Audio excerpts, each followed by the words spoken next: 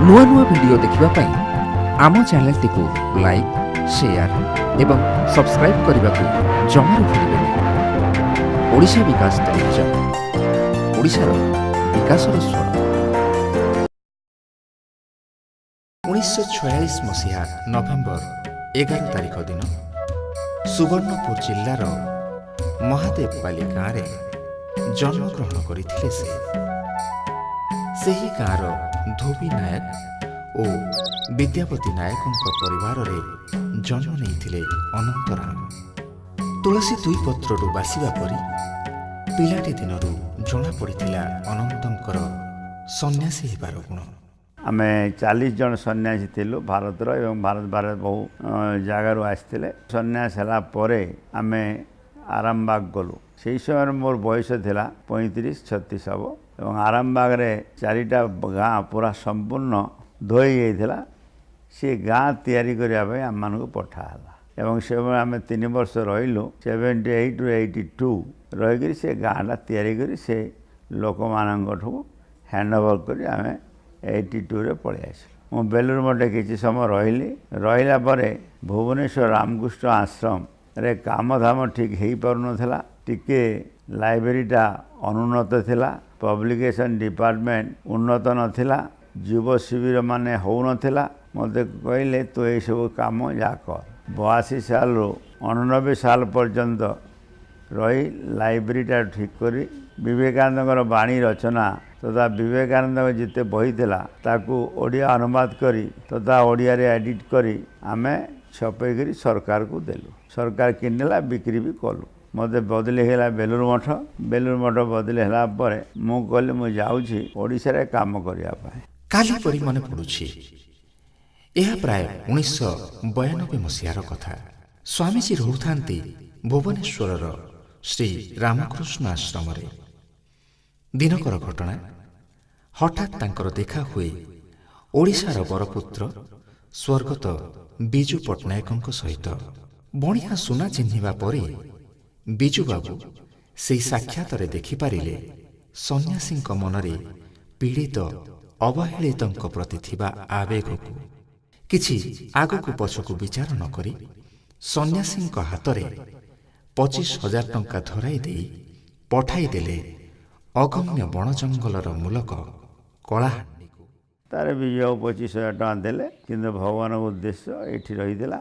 एठी आमे जगाटा सरकार को कहिके नेलु टेम्पोराली तापर परमानेंट करदेलु। तापर से दिन आसिकरी एटा कलाहांडी मो निज इच्छा आसीनी। एटा गोटे अदृश्य शक्ति मते पठाई।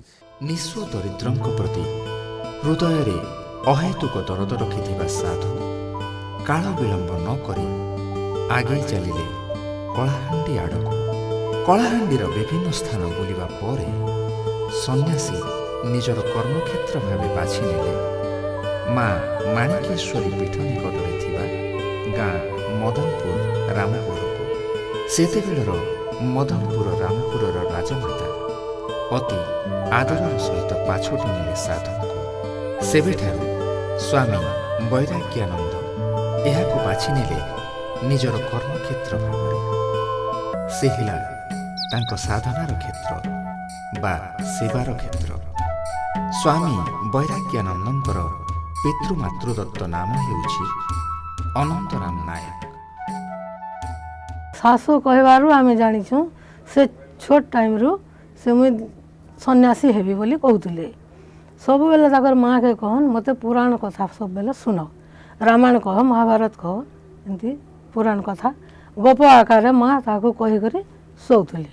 से टाइम रो ताकर सन्यासी हबार बहुत जोगत्य थिला बेले सेटा राजी हे करी से लुकी लुकी आमे आसला परे भी मुई सन्यासी हेमी कहली। हाँ सन्यासी होछ काहे सन्यासी हबो टिके दुख मन रे आमे कहलु। परे जानबा गुटा जन पाउछु बहुत खुशी लागुछि। से छोट टाइम रे भी गाँ रे जन जे रोगना पड़े तार सेवा शुश्रूषा करन।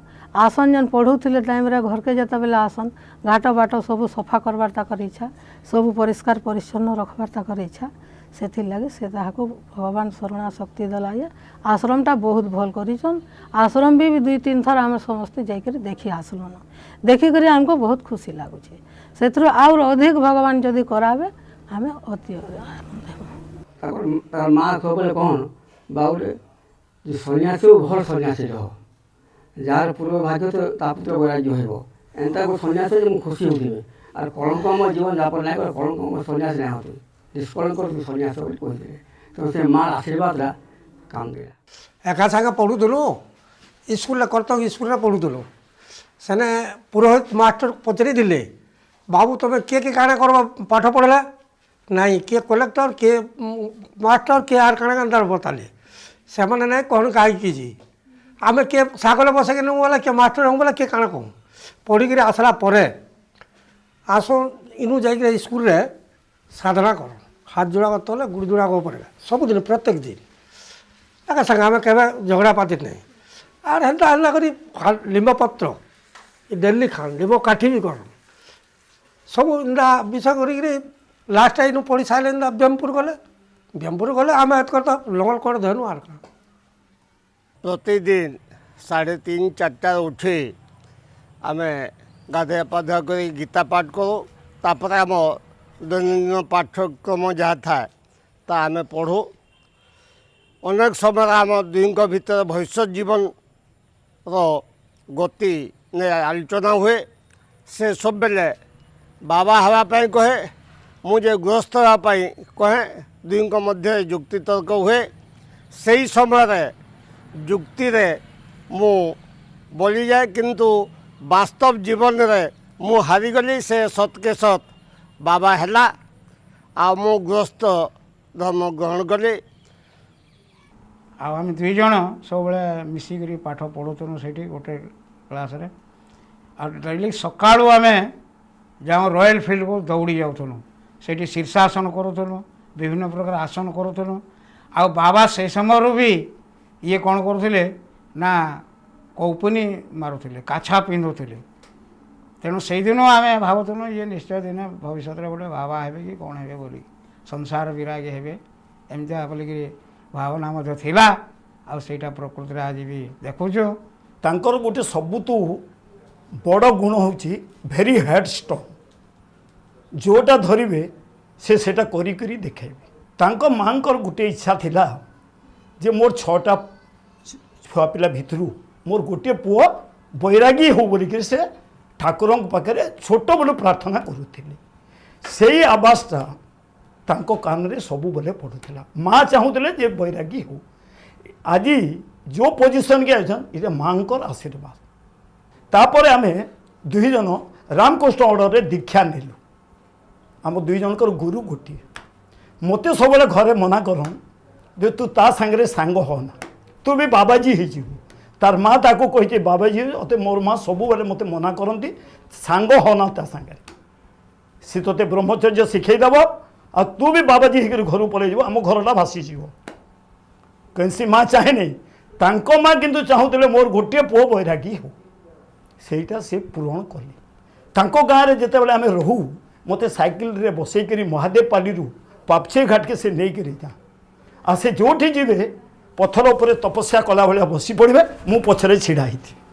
ପିଲାଦିନେ ଅନନ୍ତରାମ ଗାଁରେ ଥିବା ରଘୁନାଥ ମନ୍ଦିରକୁ ନିୟମିତ ଯାଆନ୍ତି ଓ ନିରୋଳାରେ ଦୀର୍ଘ ସମୟ ସେଠାରେ ବସି କେତେ କ'ଣ ଚିନ୍ତା କରନ୍ତି। ବେଳେବେଳେ ଏମିତି ହୁଏ କିଶୋର ଅନନ୍ତରାମ ରଘୁନାଥ ମନ୍ଦିରକୁ ଆସୁଥିବା ସନ୍ନ୍ୟାସୀମାନଙ୍କ ବସ୍ତ୍ର ଲୁଚାଇ ନିଅନ୍ତି, ଘରେ ଲୁଚି ଲୁଚି ଏହାକୁ ପିନ୍ଧି ସାଧୁ ବେଶ ଧାରଣ କରନ୍ତି।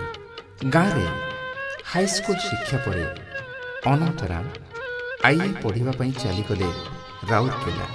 ସେଠାରେ ବଡ଼ ଭାଇଙ୍କ ପାଖରେ ରହି ପାଠ ପଢ଼ିଲେ। ପରିବାରର ଆବଶ୍ୟକତାକୁ ନେଇ ବଡ଼ ଭାଇ ଅଚ୍ୟୁତାନନ୍ଦ ଅନନ୍ତରାମଙ୍କ ପାଇଁ ରାଉରକେଲାର ଇସ୍ପାତ କାରଖାନାରେ ଚାକିରିଟିଏ ବୁଝିଦେଲେ। ଅନନ୍ତରାମ କିନ୍ତୁ ବଡ଼ ଭାଇଙ୍କ ପ୍ରସ୍ତାବରେ ରାଜି ହେଲେ ନାହିଁ। ଆଜନ୍ମ ସନ୍ନ୍ୟାସୀ ହୋଇ ଲୋକଙ୍କ ସେବା କରିବାକୁ ମନ ବଳାଇଥିବା ଅନନ୍ତରାମ ସବୁକିଛି ଛାଡ଼ି ଚାଲି ଆସିଲେ ଶ୍ରୀକ୍ଷେତ୍ର ପୁରୀକୁ। ପୁରୀରେ ପହଞ୍ଚି କିଶୋର ଅନନ୍ତରାମ ନିଜକୁ ଅତି ଅସହାୟ ବୋଲି ଭାବିଲେ। କୁଆଡ଼େ ଯିବେ, କ'ଣ କରିବେ ଭାବି ଚିନ୍ତାରେ ପଡ଼ିଗଲେ। କିଛି ଉପାୟ ନ ପାଇ ମହାପ୍ରଭୁ ଶ୍ରୀ ଜଗନ୍ନାଥଙ୍କୁ ମନେ ମନେ ସ୍ମରଣ କରିବାକୁ ଲାଗିଲେ। ସେଇଠି ହଠାତ୍ ତାଙ୍କର ଦେଖା ହେଲା ମାମୁଙ୍କ ସହିତ। ମାମୁଁ ତାଙ୍କଠାରୁ ସବୁ କଥା ଶୁଣିବା ପରେ ଅନନ୍ତରାମଙ୍କର ପାଠ ପଢ଼ିବାର ବ୍ୟବସ୍ଥା କଲେ ସାମନ୍ତ ଚନ୍ଦ୍ରଶେଖର କଲେଜରେ।